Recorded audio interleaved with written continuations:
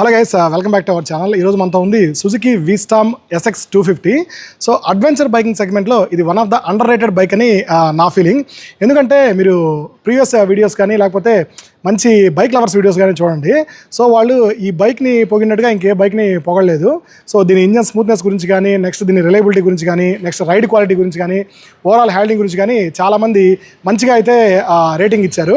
And even critics కూడా, so bikes మీద మనకి క్రిటిక్స్ ఉంటారు కదా, వాళ్ళు కూడా ఈ బైక్ గురించి చాలా బాగా చెప్పారు. బట్ ఓవరాల్ సేల్స్ వైజ్ ఎందుకో ఈ బైక్ అంత పర్ఫార్మెన్స్ అయితే చేయలేదు.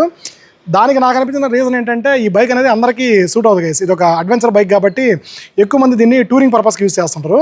సో రెగ్యులర్గా సిటీ యూజ్కి కానీ లేకపోతే రెగ్యులర్గా మనం రెగ్యులర్ యూసేజ్కి కానీ ఇది అంతగా పనికిరాదని చాలామంది ఫీల్ అవుతుంటారు అనమాట. మేబీ దానివల్ల దీని సేల్స్ అయితే తగ్గుండొచ్చు. బట్ అదర్వైజ్ ఓవరాల్ పర్ఫార్మెన్స్ కానీ, హ్యాండ్లింగ్ కానీ, రైడ్ క్వాలిటీ కానీ ఈ బైక్లో చాలా బాగుంది. సో ఈ బైక్లో నేను ఒక్కో పాయింట్ గురించి క్లియర్గా మాట్లాడతాను. లాస్ట్ 2 days నుంచి నేను ఈ బైక్ అయితే యూస్ చేస్తున్నాను. దాదాపు ఒక 200-300 కిలోమీటర్లు డ్రైవ్ చేశాను. సో నా ఎక్స్పీరియన్స్ మీతో క్లియర్గా షేర్ చేసుకుంటాను. సో ఈ బైక్ని ఎవరైతే కొనొచ్చు, సో ఎవరు దీన్ని లాంగ్ టర్మ్ కోసం చూస్ చేసుకోవచ్చు, ఇవన్నీ కూడా క్లియర్గా డిస్కస్ చేద్దాం. ఈ బైక్లో మనకి మేజర్ హైలైట్ వచ్చినప్పటికే ఇందులో ప్రొవైడ్ చేసిన ఇంజన్. ఈ బైక్లో మనకి 250cc oil cool engine provide చేస్తున్నారు. సేమ్ ఇంజన్ మనకి సుజుకిలో చాలా బైక్స్లో కూడా ప్రొవైడ్ చేస్తున్నారు. ఇది సుజుకిలో one of the successful engine అనమాట. సో మీకు జిక్సర్ 250 ఐడియా ఉంటుంది కదా, సో దాంట్లో కూడా మనకి same type of engine provide చేస్తున్నారు. సో ఈ ఆయిల్ కూల్ ఇంజన్ వల్ల ఏమవుతుందంటే మనకి హై ఆర్పిఎంలో కూడా ఎక్కువ హీట్ అయినా కూడా ఆయిల్ కూల్ ఇంజన్ వల్ల చాలా తొందరగా మనకి కూలెంట్ అనేది మనకి సర్క్యులేట్ అవడం వల్ల చాలా తొందరగా కూల్ అయిపోద్ది అనమాట. అట్ ద సేమ్ టైమ్ ఈ ఇంజన్ మనకి పర్ఫార్మెన్స్లో కూడా ఎక్కడ కూడా తగ్గలేదు.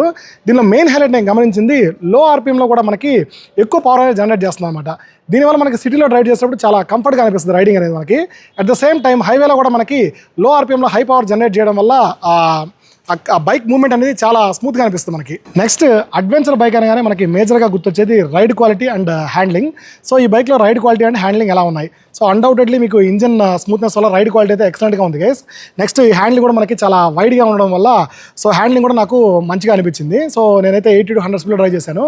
ఆ స్పీడ్లో నాకు హ్యాండ్లింగ్ కూడా చాలా బాగా అనిపించింది. బట్ వన్ మేజర్ థింగ్ ఏంటంటే సస్పెన్షన్ కొంచెం స్టిఫర్ సైడ్ ఉంది. కొన్ని దగ్గర మనకి స్మూత్గానే పర్ఫామ్ చేస్తుంది, బట్ కొన్ని దగ్గర ఎందుకో కొంచెం నాకు ఆ స్టిఫర్ సైడ్ అనిపించింది అనమాట. మెయిన్గా దీన్ని అడ్వెంచర్ బైకింగ్ కదా, ఎక్కువ హైవే కోసం డిజైన్ చేశారు కాబట్టి ఆ స్టిఫర్ సస్పెన్షన్ అయితే ఇచ్చారనుకుంటున్నాను. అదొకటి కొంచెం ఇంప్రూవ్ చేసుకోవాల్సింది. ఎందుకంటే సిటీ రైడర్స్ కొంచెం స్మూత్ సస్పెన్షన్ ఎక్స్పెక్ట్ చేస్తారు కదా, అక్కడ కొంచెం తగ్గింది అనిపించింది నాకు. నెక్స్ట్ ఇంకో మేజర్ థింగ్ గైస్ మనకి బ్రేకింగ్ అనమాట. బ్రేకింగ్ ఇంకొంచెం ఇంప్రూవ్ అయ్యింటే బాగుండేది. సో బ్రేకింగ్ నాకు అంత యాక్యురేట్గా అనిపించలేదు. బ్రేకింగ్ కొంచెం ఇంకా ఇంప్రూవ్ అయ్యింటే బాగుండేది. And overall pickup and performance కూడా గైస్ ఈ సెగ్మెంట్లో ఉన్న మిగతా బైక్స్తో కంపేర్ చేస్తే కొంచెం తగ్గిందనే చెప్పాలి. సో ఎందుకంటే ఇది స్మూతెస్ట్ ఇంజిన్ కదా, స్మూతెస్ట్ ఇంజిన్ అండ్ మనకి పవర్ కూడా కొంచెం తక్కువ కదా. దానివల్ల ఏంటంటే మనకి మిగతా బైక్స్తో కంపేర్ చేస్తే అంత పవర్ అయితే జనరేట్ చేయదు. బట్ ఓవరాల్ పర్ఫార్మెన్స్ అయితే నాకు చాలా బాగా నచ్చింది. ఇంకా మేజర్ థింగ్ మైలేజ్ గైస్. చాలామంది అడ్వెంచర్ బైకింగ్ అనగానే మైలేజ్ తక్కువ వస్తుంది, నాకు మైలేజ్ అంతగా రావట్లేదని ఫీల్ అవుతుంటారు కదా. దీంట్లో మైలేజ్ అయితే మీకు అంత తక్కువ అయితే రాదు. సో 80 to 100 స్పీడ్లో నాకు క్రూజ్ చేసినప్పుడు నాకు అరౌండ్ 35+ మైలేజ్ అయితే వచ్చింది. ఒక్కోసారి 40 కూడా టచ్ అయింది. సో మైలేజ్ విషయంలో మీకు ఈ బైక్ ఎక్కడ కూడా డిసప్పాయింట్ చేయదు. అది నాకు చాలా బాగా అనిపించిన విషయం అనమాట. సో ఇంక ఈ బైక్లో ఫీచర్ల గురించి వీటి గురించి నేను ఎక్కువగా మాట్లాడాను గైస్. ఈ బైక్ లాంచ్ అయ్యి ఆల్మోస్ట్ చాలా రోజులు అయింది కదా. సో ఆ ఫీచర్లు అన్నీ మీరు గూగుల్లో కొట్టినా వచ్చేస్తాయి. సో అందుకే నేను ఎక్కువగా డ్రైవబిలిటీ మీద అండ్ రైడ్ క్వాలిటీ మీద కాన్సన్ట్రేట్ చేశాను. ఇంక ఈ బైక్లో నేను మేజర్గా గమనించిన డౌన్ సైడ్ గురించి మాట్లాడదాం. సో ఇది hard core off roading bike అయితే కాదు గైస్. సో చాలా మంది దీన్ని ఆఫ్ రోడింగ్ బైక్ అనుకుంటున్నారు, బట్ ఇది hard core off roading bike అయితే కాదు. సో ఇది హైవే పర్పస్ కోసం తయారు చేసిన బైక్ అనమాట. సో ఎక్కువ దీన్ని ఆఫ్ రోడింగ్ కోసం అయితే తిప్పొద్దు. తిప్పారంటే మీకు బైక్ అనేది ఖచ్చితంగా డ్యామేజ్ అవుతుంది. సో అది కొంచెం అవాయిడ్ చేయండి. ఇంకోటి సీట్ హైట్ అనమాట. సో దీని సీట్ హైట్ కొంచెం ఎత్తులో ఉండడం వల్ల మనకి షార్ట్ రైడర్స్కి కొంచెం అన్కంఫర్ట్గా అనిపిస్తుంది. మరీ షార్ట్ రైడర్స్కి సో 5 feet, నేనైతే 5 feet 8 inches కదా, మీకు చాలా వీడియోస్ చెప్పాను. సో నా హైట్కి అయితే బాగానే ఉంది. మరి ఇంకొంచెం తక్కువ ఉండే వాళ్ళకైతే కొంచెం అన్కంఫర్టబుల్గా అనిపిస్తుంది. అది కొంచెం గమనించుకోండి. బట్ సీటింగ్ కంఫర్ట్ అయితే చాలా బాగుంది కదా, అందులో మాత్రం ఎటువంటి డౌట్ అయితే లేదు. సో అడ్వెంచర్ బైక్ కాబట్టి మనకి సీటింగ్ కంఫర్ట్ మీద ఎక్కువ కాన్సన్ట్రేషన్ చేస్తారు. సో సీటింగ్ కంఫర్ట్లో అయితే మనకి ఎటువంటి ఇబ్బంది లేదు. నేనైతే చాలా లాంగ్ రైడ్ చేశాను. లాంగ్ రైడ్ చేసినప్పుడు నాకు సీటింగ్ కంఫర్ట్ అయితే చాలా బాగా అనిపించింది. ఇంకో మేజర్ డిసప్పాయింట్మెంట్ నాకు అనిపించింది fuel tank capacity guys. Fuel tank capacity only మనకి 12 liters మాత్రమే ప్రొవైడ్ చేస్తున్నారు. దీని ఆపోజిట్ రైవల్ బైక్స్లో మనకి కొంచెం ఎక్కువ ఫ్యూయల్ ట్యాంక్ అయితే ప్రొవైడ్ చేస్తున్నారు. ఆ ఫ్యూయల్ ట్యాంక్ కెపాసిటీ కూడా కొంచెం ఇంక్రీజ్ చేస్తుంటే బాగుండేది అని నాకు అనిపించింది. అదర్వైజ్ నేనైతే మేజర్గా ఏం డ్రాబ్యాక్స్ అయితే గమనించలేదు గైస్. ఇంజన్ పర్ఫార్మెన్స్లో కానీ, హ్యాండ్లింగ్లో కానీ, రైడ్ క్వాలిటీలో కానీ, ఓవరాల్ కంఫర్ట్లో కానీ నాకు ఈ బైక్ చాలా నచ్చింది. ఇంకో మేజర్ థింగ్ నేను ప్రీవియస్ వీడియోలో కూడా చెప్పలేకపోయాను.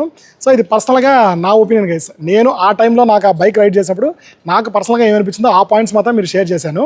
మీరు ఈ బైక్ని పర్సనల్గా షోరూమ్ విజిట్ చేసి టెస్ట్ డ్రైవ్ చేసి వీలైతే మీ ఇంటికి కూడా తెప్పించుకొని ఒకసారి డ్రైవ్ చేసి దాని తర్వాత ఫైనల్ డిసిషన్ తీసుకోండి. సో ఎవరి పర్సనల్ ఒపీనియన్ వాళ్ళకు ఉంటుంది అనమాట, అది ఎవరు మీ మీద రుద్దరు. సో ఇది చాలామంది లాస్ట్ టైం నేను ఈ విటారా రివ్యూ పెట్టినప్పుడు చాలామంది ఇది ప్రొఫెషనల్ వీడియో అనుకున్నారు. సో ఆ టైంకి మాకే అనిపిస్తుంది చెప్తాం కానీ ఇన్ఫర్మేషన్ ప్రొవైడ్ చేస్తాం అంతేగాని చాలామంది దాన్ని ప్రమోషన్ అనుకుంటున్నారు. సో ఇలాంటి వీడియోస్ కంటెంట్ చేయడానికి ఆటోమొబైల్ ఇన్ఫ్లుయెన్సర్స్ చాలా అయితే కష్టపడుతున్నారు అనమాట. నేనే కాదు, మన కో ఆటో ఇన్ఫ్లుయెన్సర్స్ కూడా చాలా కష్టపడుతుంటారు. దాన్ని సింపుల్గా ఒక వర్డ్ తోటి చాలామంది డిగ్రేడ్ చేస్తుంటారు అనమాట. అది కొంచెం చూసుకోండి. ఇలాంటి రివ్యూ వీడియోస్ క్రియేట్ చేయడం అంత ఈజీ అయితే కాదు. అండ్ ఒక రివ్యూ వీడియో చూసి ఎవరైతే ఫైనల్ డెసిషన్ తీసుకోరో అది కూడా మీరు క్లియర్గా గుర్తుపెట్టుకోవాలి. సో ఫైనల్లీ గైస్, మీకు ఈ వెహికల్ టెస్ట్ డ్రైవ్ కావాలన్నా కానీ నెక్స్ట్ ఈ బైక్ పైన మంచి ఆఫర్లు అయితే నడుస్తున్నాయి. ఆఫర్ గురించి తెలుసుకోవాలన్నా కానీ స్క్రీన్ మీద కనిపిస్తున్న ఈ నెంబర్కి అయితే కాల్ చేయండి. అంటే ఇంకా అలాంటి జెన్యూన్ అండ్ వాల్యుబుల్ డిస్కషన్ కోసం మన ఛానల్ని తప్పకుండా సబ్స్క్రైబ్ చేసుకోండి.